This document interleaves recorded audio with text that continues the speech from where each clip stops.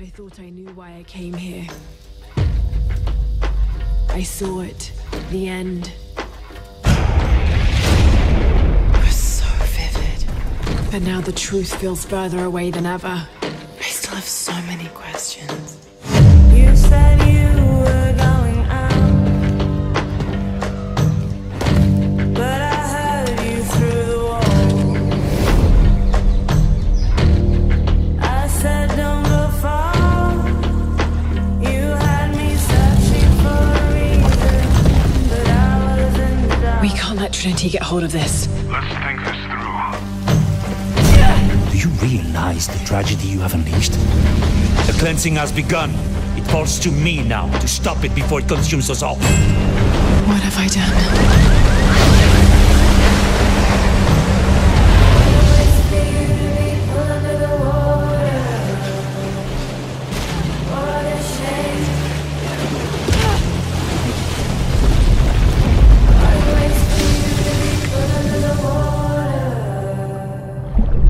What a shame you can't hear me. I speak louder.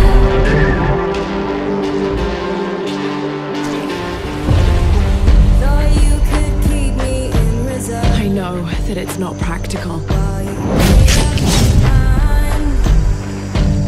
I know that it's hard to believe. Could I hold myself back?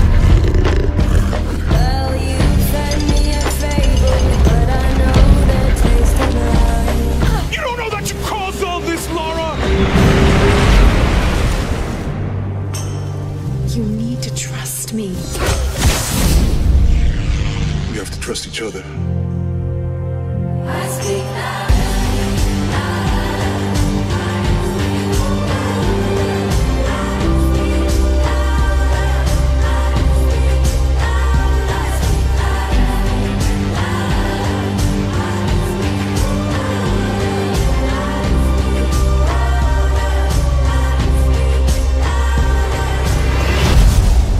He wants to alter the course of humanity.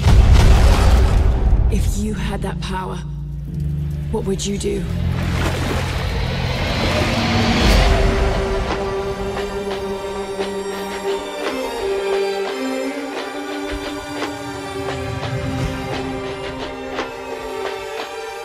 Ever. And she's used to see dead people, you know, she's used to see that it's a tomb, it's called a tomb for a reason. What if she goes there and she finds that this place, people are still alive and they are not, they were never touched by modern civilization? What would she do and what would she say? And that's where people will say, wow, that could be very unique. The thing I really like about having PyTT, and number one, as you mentioned, it's the largest hub that we've ever built in a Tomb Raider game. So for anyone who is looking to 100% the game, this is where you're going to have your work cut out for you, because it is filled with side quests, collectibles, narrative, and of course challenge tombs. So this is just dozens of hours of play here. But the thing that I really love about this is it sort of is a perfect encapsulation of what the world in Tomb Raider is meant to be. The world is always meant to be a character. In some ways, it's an enemy, because the world has secrets, and it is protecting them. And Lara is able to go into the hidden pockets of the world where these secrets are held, and survive in them, and overcome the natural predators and environmental hazards, and she's able to find those secrets. That's what makes her special, or part of what makes her so special. And the jungle, you know, as Dan was talking about, is one of the deadliest places in the world, and it is the protection for the hidden city of PyTT. So this is the big tomb, this is the big reward for being able to make it through the jungle. You then find the lost city of PyTT.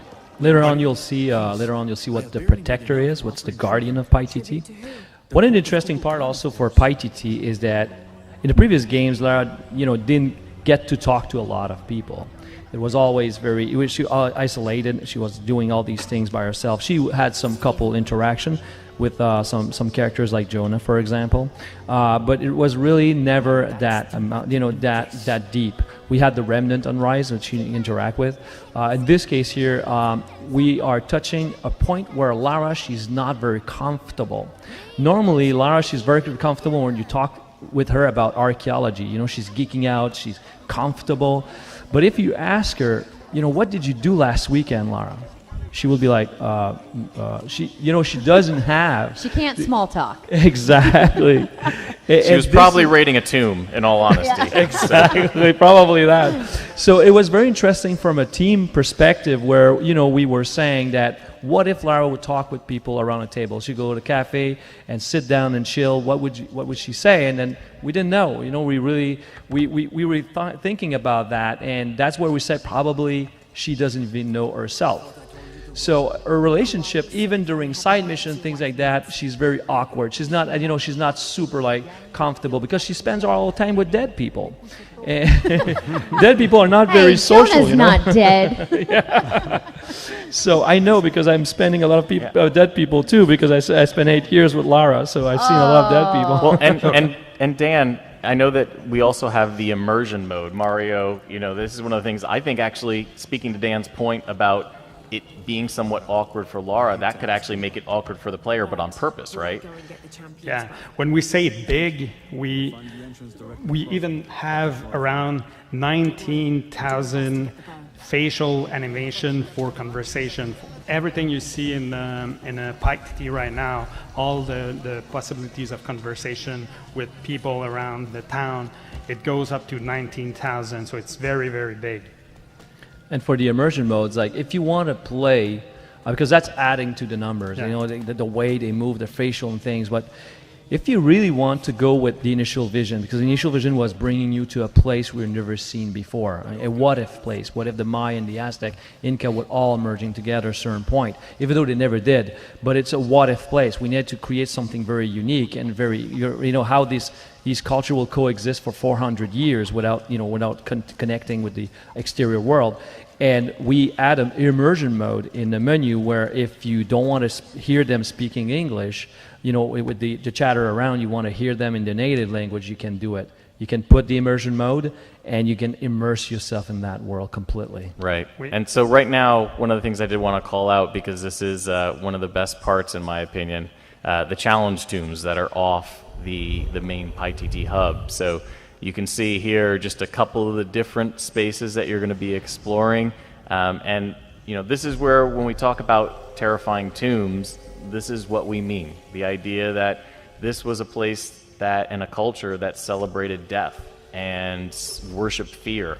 And, there are those three main components to the tomb, and the challenge tomb included.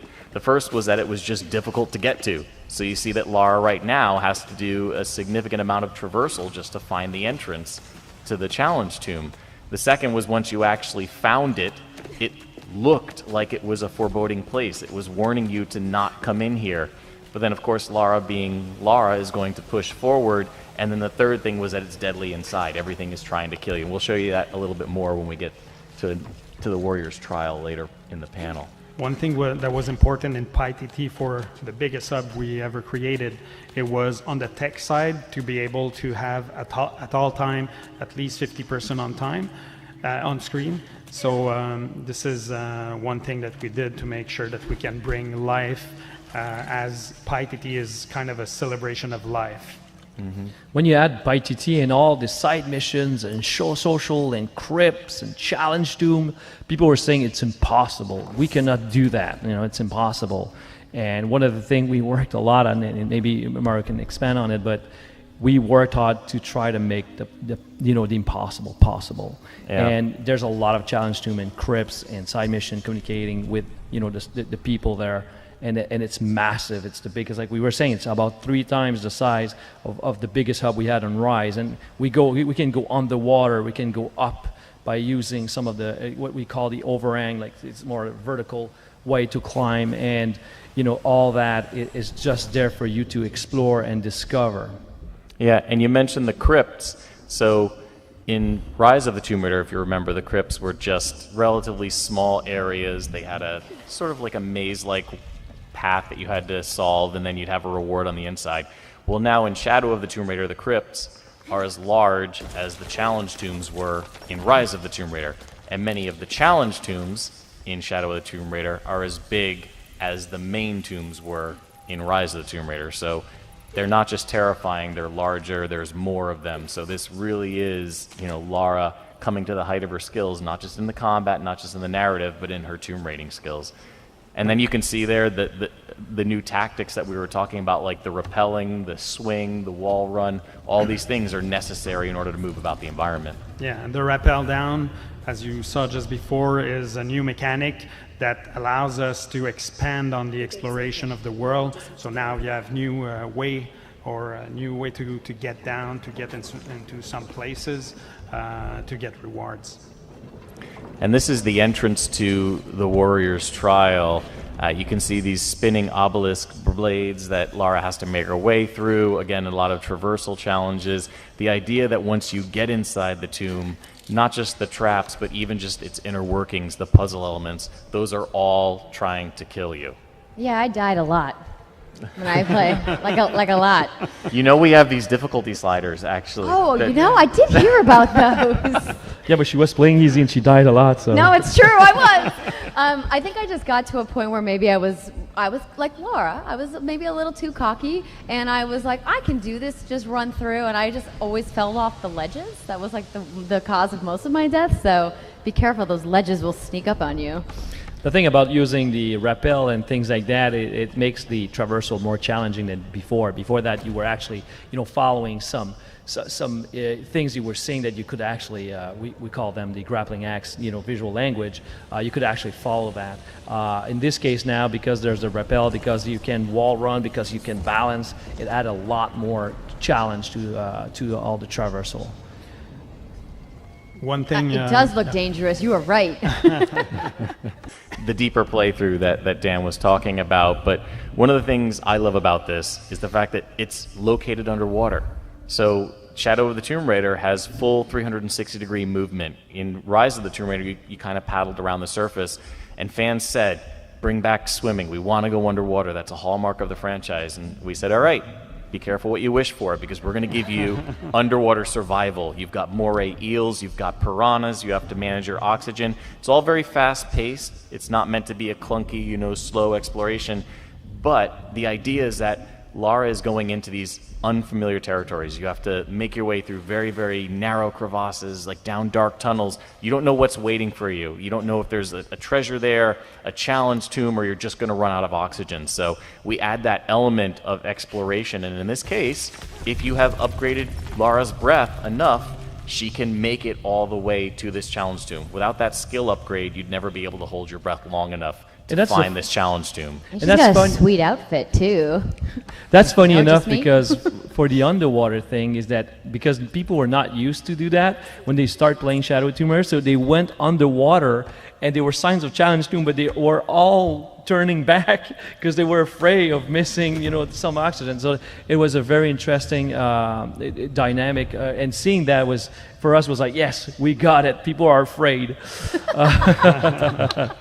Also, we can't talk about a shadow without the lighting aspect. And for us, building Shadow of the Tomb Raider, we said, okay, we need to invest in our lighting technology. So we pushed a lot to make sure that we can bring the most immersive environment as possible. So you can see how lighting is something that talks through the screen, and also underwater there's everything is handcrafted to make sure that we have a very, very immersive environment. Yeah, and Andrea, you mentioned the outfit, you like that.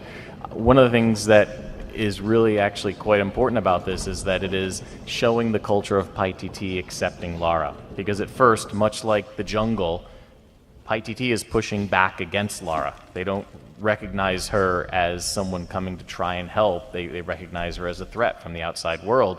And eventually, through her actions and through her friendships with people and interacting with them in a meaningful, positive way, they begin to trust her and welcome her into the culture and give her, the garb that sort of allows her to move freely throughout there.